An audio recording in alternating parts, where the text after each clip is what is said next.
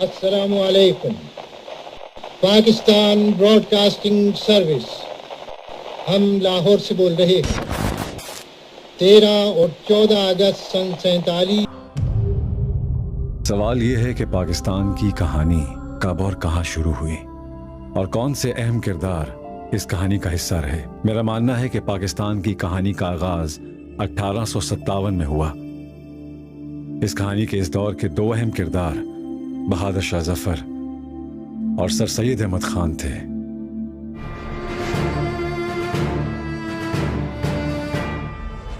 لیکن 57 کے بعد برطانیہ کی حکومت نے براہ راست کنٹرول سنبھال لیا تھا ہندوستان.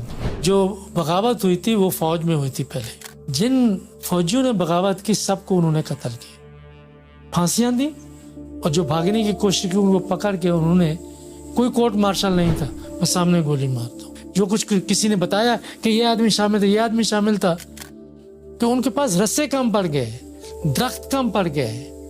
اور ایسی اس وقت کی پینٹنگ موجود ہے جس سے معلوم ہوتا ہے کہ کوئی جگہ ایسی نہیں تھی کہ جہاں پہ لاشیں ٹنگی ہوئی نہ ہوں، اور کئی دن تک وہاں لٹکی رہی.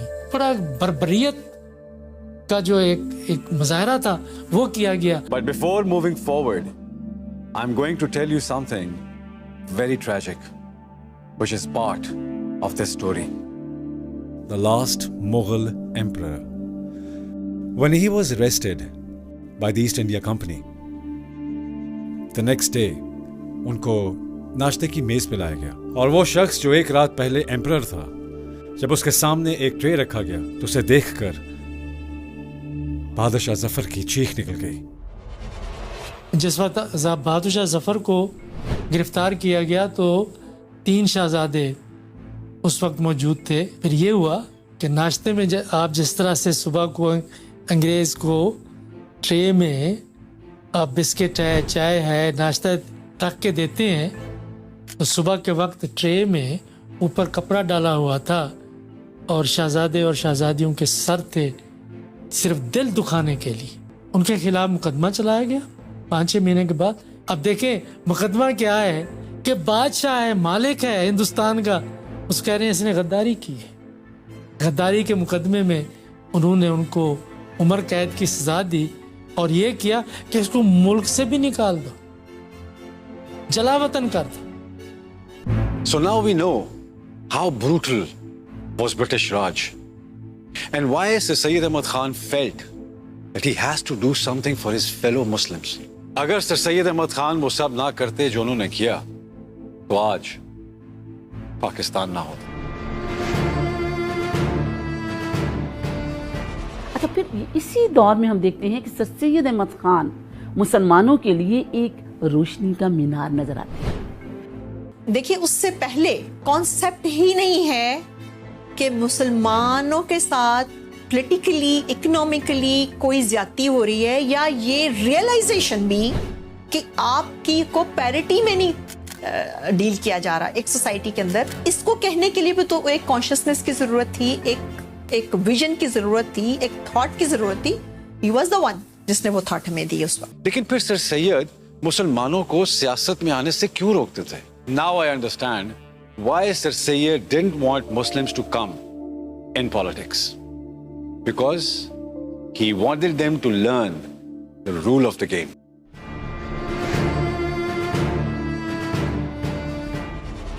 ایک انگریز تھا OH ہوم، اس نے کانگریس پارٹی کی بنیاد رکھی. جب اس نے کانگریس پارٹی کی بنیاد رکھی تو سر سید احمد خان نے کہا مسلمانوں کو نہیں اس پارٹی میں نہیں شامل ہونا. کہ انڈین نیشنل کانگریس برصغیر پاک و ہند کی تمام کمیونٹیز کے مسائل کو حل نہیں کر رہی، اور یہیں سے سوال یہ ہوتا ہے کہ سر سید احمد خان نے مسلم قوم کو یہ کہا کہ سیاست میں حصہ لینے کی بجائے اپنی تمام تر توجہ جو ہے وہ آپ اپنی تعلیم کی طرف حاصل کریں. مسلم سائنٹیفک سوسائٹی کی بنیاد رکھی. تو مسلم سائنٹیفک سوسائٹی کا مقصد یہ تھا کہ جو مغرب میں سائنس پہ رسالے، میگزین، ریسرچ ہوتی ہے ان کو اردو میں ٹرانسلیٹ کر کے مسلمانوں میں عام کیا جائے.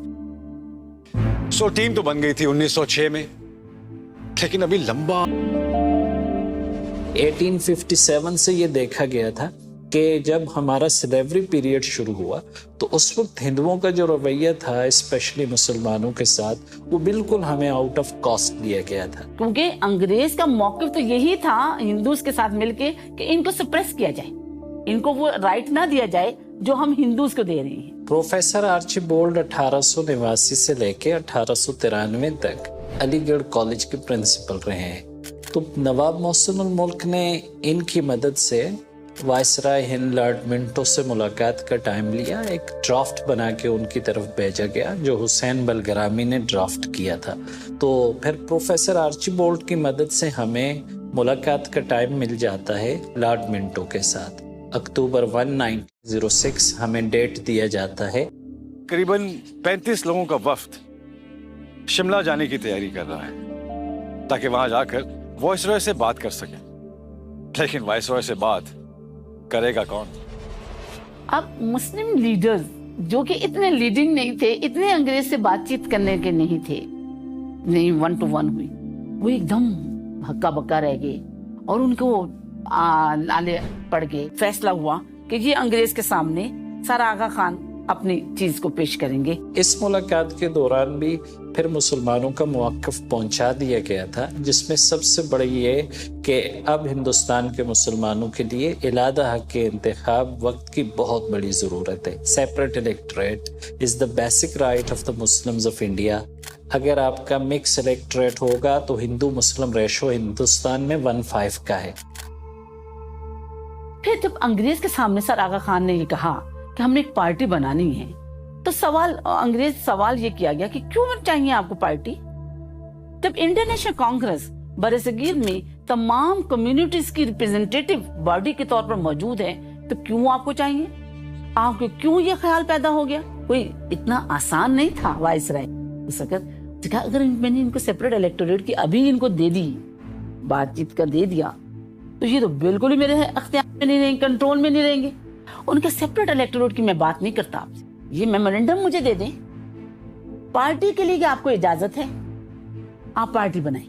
مسلم لیگ کے قیام کے باوجود کانگریس ہر سال تقسیم بنگال کے خلاف یوم سیاہ مناتی رہی اور 1911 میں بالآخر پارٹیشن آف بنگال کا فیصلہ رول بیک کر دیا گیا۔ مگر آپ مسلمان ہند کی معصومیت دیکھیں کہ پھر بھی چند سال بعد لکھنؤ پیکٹ میں مسلمانوں نے کانگریس پر اندھا اعتماد کیا اور بہرحال بعد میں دھوکہ بھی کھایا۔ شاید اسی حوالے سے حدیث بھی موجود ہے کہ مسلمان ایک سوراخ سے 2 بار ڈسا نہیں جاتا۔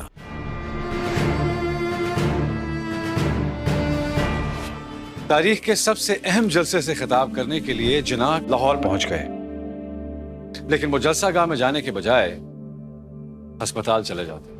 پنجاب اور بنگال جو 2 بڑے پروونسز تھے، ان کے جو کی پلیئرز تھے، یونینسٹ پارٹی اور پروجا کرشک پارٹی، ان کے ساتھ جناح الائنس میں شامل ہو چکے ہوئے تھے، اور ان کے الائنس کے ہوتے ہوئے مسلم لیگ کے الائنس کے اب ان کو ان 2 جگہوں سے سپورٹ ملنے کا خاصا امکان تھا۔ تو ایسے وقت پہ جب انہیں کانفیڈنس تھا کہ اب واقعی عوام ان کے ساتھ ہے، اب میسز میں پیننٹریٹ کر گئی ہوئی ہے مسلم لیگ کی پاپولیرٹی، تو جناح نے یہ ڈیسائیڈ کیا کہ اب ہمیں اوپنلی اپنے ٹارگٹس اناؤنس کرنے ہوں گے۔ اس سے پہلے جب یہ ہونا تھا، اس سے چند دن پہلے ایک واقعہ لاہور میں پیش آیا جس میں خاکساروں پر گورنمنٹ نے اٹیک کیا اور خاکسار بہت سے جو ہیں وہ اس میں ان کی جانیں چلی گئیں، بہت سے زخمی بھی ہوئے۔ اس پر سکندر حیات نے روکنے کی کوشش کی۔ سکندر حیات نے جناح کو کہا کہ آپ اس کو پوسٹ پون کر دیں اس سیشن کو۔ جناح نے کہا نتھنگ ڈوئنگ، اب ہمیں یہ سیشن کرنا ہی کرنا ہے۔ اور جب وہ تشریف لائے لاہور تو سیدھے میو ہاسپٹل گئے اور انہوں نے وہاں خاکساروں کے جو زخمی تھے ان کی عیادت کی اور اس کے بعد کسی اور ایکٹیویٹی میں آئے۔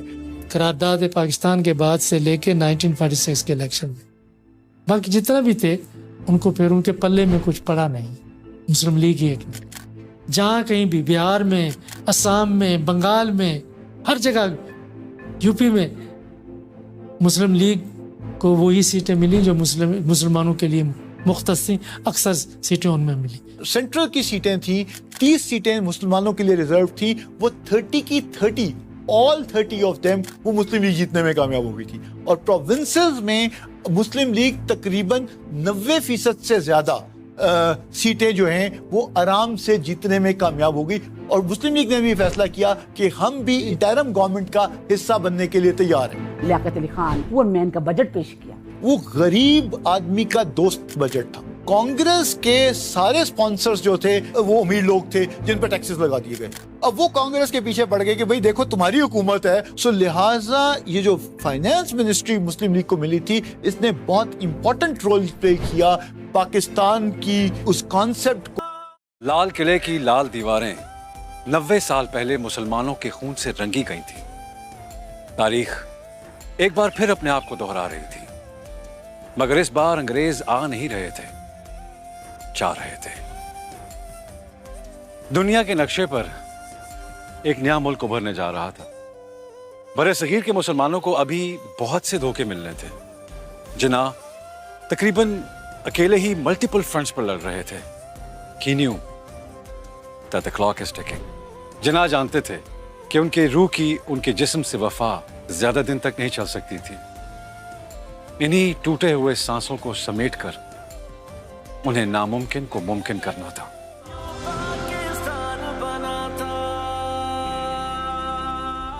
कायद-ए-आज़म के लिए there was a race against time. He was a dying man. उनका पारसी डॉक्टर था। कायद-ए-आज़म को पूछा उन्होंने, How long do I have to live? उन्होंने कहा मैक्सिमम 2 years. आप किसी और बंदे को कहेंगे आपके 2 साल रह गए तो आप उधर कोलैप्स हो जाएंगे, आप उधर घबरा हो जाएंगे, वो मैं तो मारा गया। Okay, all right, I just want one thing from you, keep this secret, ये किसी को बताना नहीं। सो उनके ज़हन में टाइम फ्रेम आ गया कि मेरे पास सिर्फ 2 साल हैं जो मैंने करना। Muslims desire freedom more than anyone else because love for freedom, fraternity and liberty is the lifeblood of their existence. But freedom must mean freedom both from the British exploitation and Hindu domination.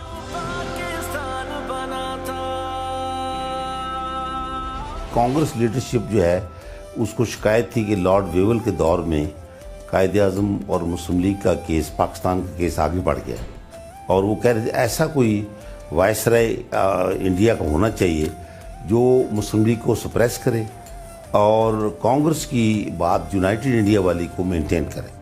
तो उन्होंने lobby किया और साजबाज करके Lord Mountbatten को उन्होंने यहाँ बुलाया। नेहरू के साथ माउंटबेटन की पुरानी दोस्ती थी और आते साथ वो नेहरू से मिलता है और अपनी बेसिक फर्स्ट ब्रीफिंग जो है वो नेहरू से लेता है। 5 अप्रैल को कायद-ए-आज़म को माउंटबेटन मिला है तो कायद-ए-आज़म ने उसको लाजवाब कर दिया। लॉर्ड माउंटबेटन ने सवाल कायद-ए-आज़म से ये किया कि mister Jinnah, why you are demanding the division of India which the Congress thinks it is a vivisection of our mother cow.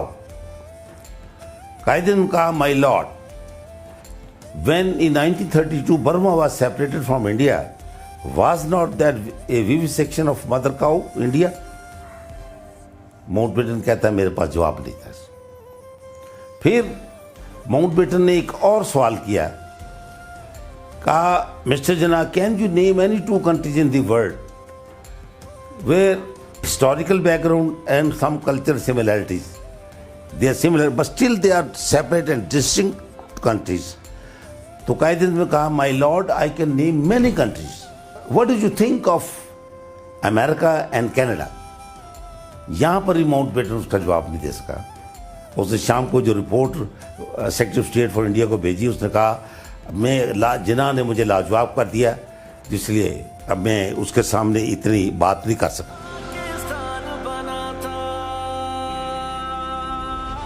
Punjab की काट और तारीख की सबसे बड़ी हिजरत का आगाज हो चुका था। बरे सगीर में हर तरफ आग लग चुकी थी, फसादात अपने अरूज पर थे और गली मोहल्लों में लाशों के अंबार लग चुके थे। ऐसे में आजादी का सुर्ख सूरज तलू होता है, नामुमकिन मुमकिन हो जाता है और दुनिया के नक्शे पर पाकिस्तान नुमाया होता है। तारीख के नए बाब का आगाज होता है। जनाब कराची के लिए आखिरी बार परवाज भरते हैं।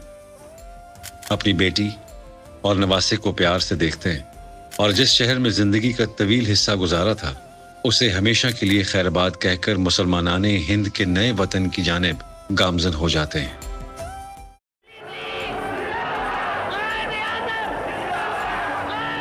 आप आजाद हैं, आजाद रहें। आप लोग इस मुल्क पाकिस्तान में अपनी अपनी इबादत गाहों, मस्जिदों या मंदिरों में जाने के लिए आपका मजहब क्या है, जात क्या है, कौम क्या है, इसका हुकूमत के मामलात से कोई ताल्लुक नहीं।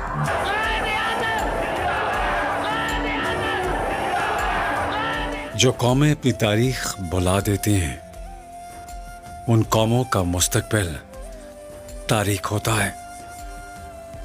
हमने अपने हीरोज को बताना है कि हम उन्हें भूले नहीं।